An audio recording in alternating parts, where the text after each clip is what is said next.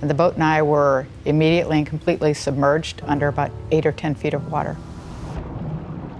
I knew that I had been underwater already too long to still be alive. My spirit rose up and out of the river. I saw my body being pulled to shore. I saw the guys start CPR, and I could look at my body and recognize that that was my body, that represented my life here.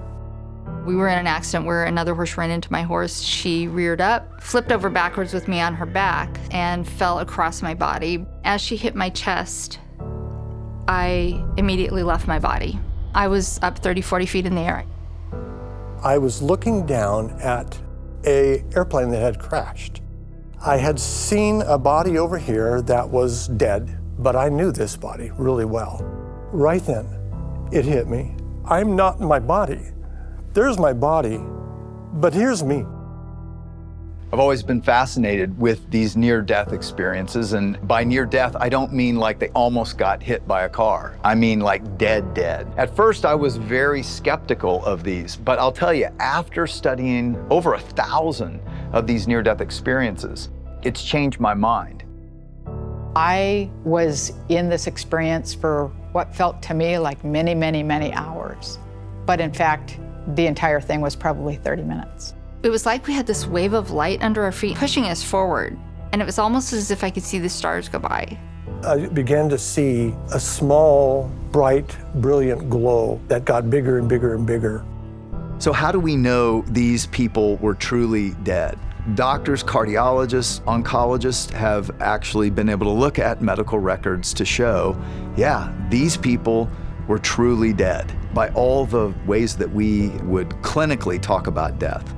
The 9 wheels of the driver's side of the truck just rolled over the car. So I was just really killed instantly, blunt force trauma. They pronounced me dead on the scene. As to how long I was clinically dead without brain function or heart function, at least 30 minutes. According to the medical records, it was 1 hour and 45 minutes that I was not breathing or heart beating during that time frame. So in the sense of a skeptic, I always tell them, you may say I didn't go to heaven, but you can't say I didn't die because it didn't have any brain wave at that time. That fact that the near-death experiences are occurring during that time, that consciousness should be a blank slate, is medically inexplicable. It should be impossible for them to be remembering anything. Having looked at my medical records, corroborated as many details as I could about the scene at the river, I ultimately concluded that my experience was outside the realm of science and outside the realm of medicine.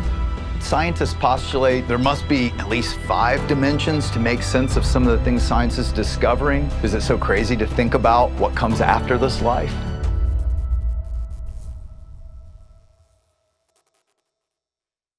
Welcome to this 6-part series on what's after life. I'm so glad you decided to join in this conversation. In it, you're going to hear from very credible people, doctors, college professors, commercial airline pilots, and other professionals who only lose credibility in their profession by talking about their experience, and yet they say it's the most real thing that ever happened to them. I'm John Burke, and after 30 years of researching over 1,000 of these accounts, I wrote the book Imagine Heaven and a shorter booklet called What's Afterlife, conveying more of the evidence of the afterlife you just heard. I'll be your guide through this discussion on a topic that I think is relevant to all of us. Though we all avoid thinking about it, one day we will all pass from this life into whatever's after, or nothing. But one day for sure, all the pretty flowers, all the nice words people say at funerals, they will be for you. And people do say such nice things at funerals. It's sad to think I'll miss mine by just a few days. But this topic, it's arguably the most important in life.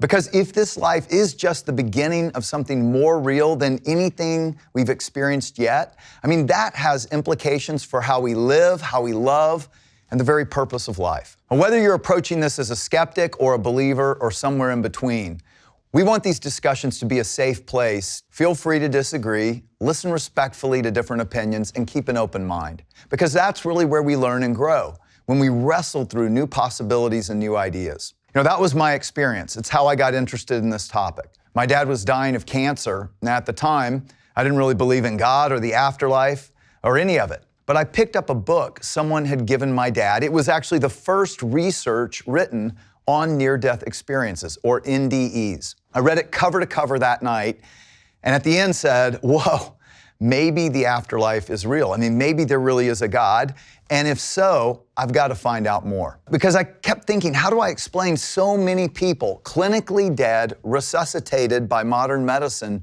then saying very similar things, and as I would later discover, all around the world. I've since gone from a career in engineering to become an author, researcher, and a pastor out of a desire to help people learn what I learned, what changed my mind. My research centered on the common threads NDEers share, what they tell us, and more importantly, what that means today. You'll meet some of these people in the video series and many more in the What's Afterlife booklet. The Gallup poll found that 1 out of 25 Americans has had a near-death experience.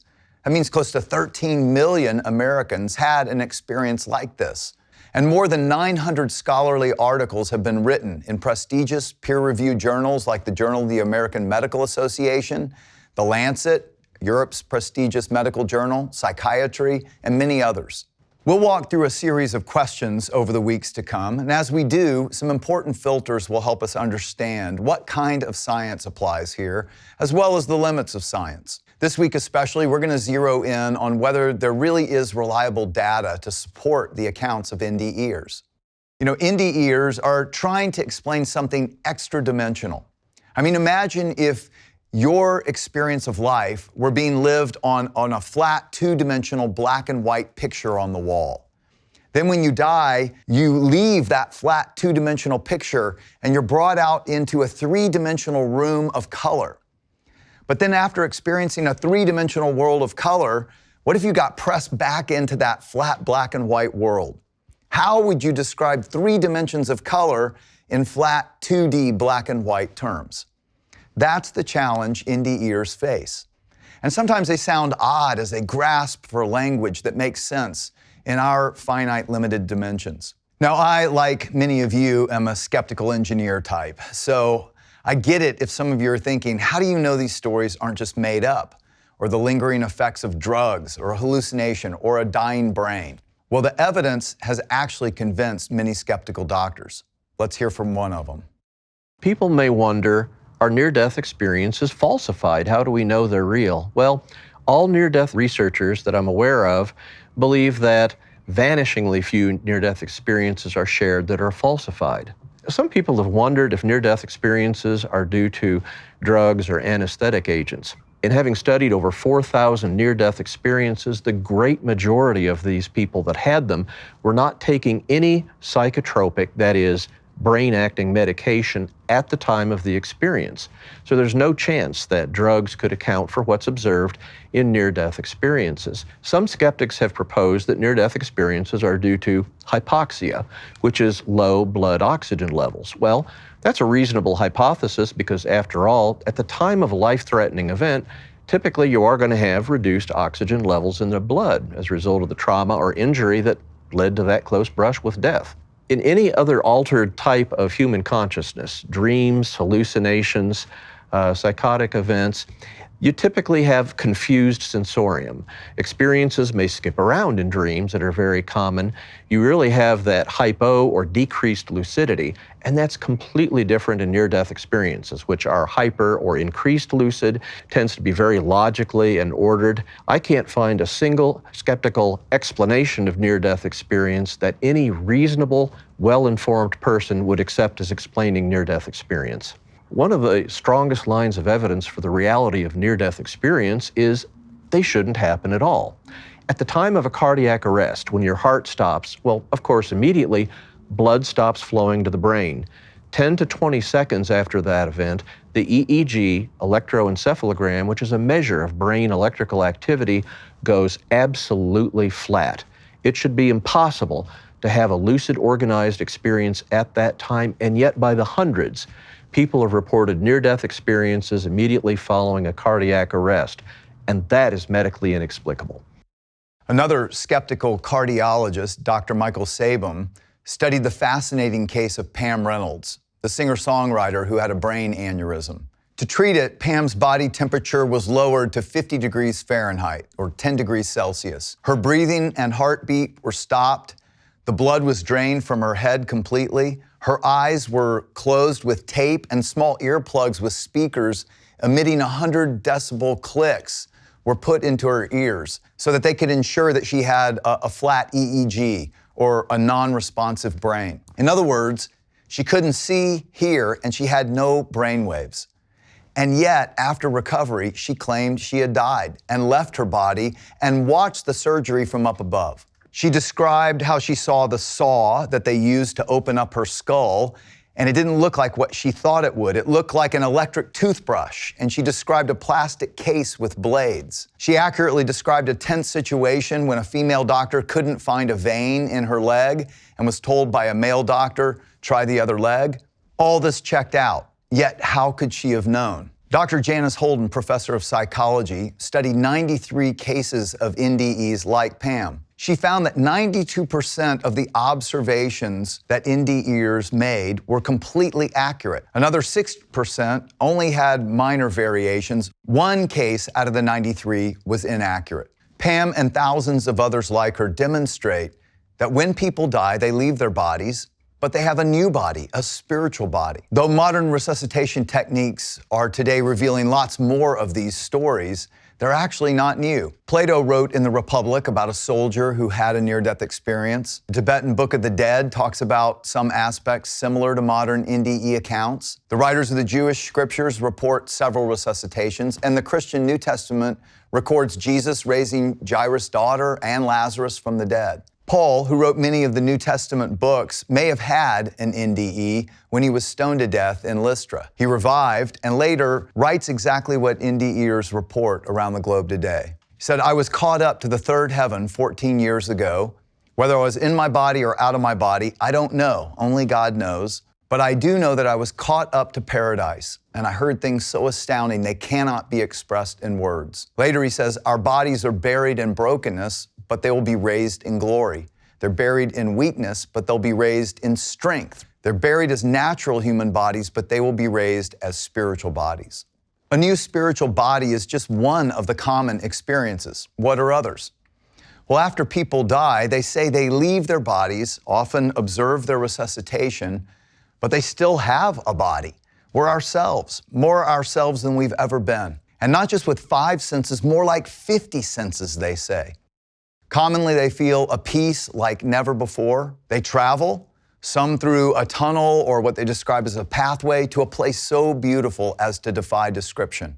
Not unlike Earth, with mountains, streams, trees, flowers, but with a vibrancy and a life that they just know this is what I was created for. Many encounter a God of light who is unconditional love and personal, even humorous, knows them inside out, and then many get a life review with this God of love, and he lets them relive their lives to understand why love matters most. At that point, they're told it's not their time. They still have a purpose on earth to fulfill, and they're resuscitated. They want to share this out of this world experience, but struggle to find words. And when people hear it and respond like they're delusional, they often stop talking openly about it. So what does all this mean? And if this is true, how might it affect our lives today? That's really what I want us to think about and discuss. Here's some questions to get you going. And remember, it's okay to have different opinions, listen respectfully, keep an open mind.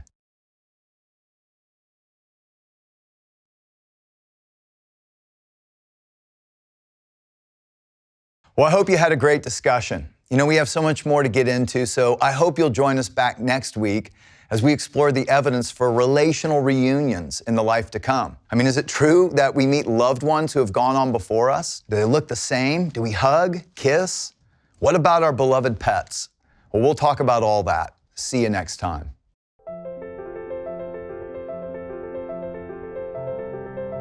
When I looked up, there's my family. My grandmother Mary was out front. She was bright, she had a big smile and pure joy. My family appeared. One of them put their hand out. I knew her as an old woman when I was a kid. When she was in heaven, she looked to be in her 30s.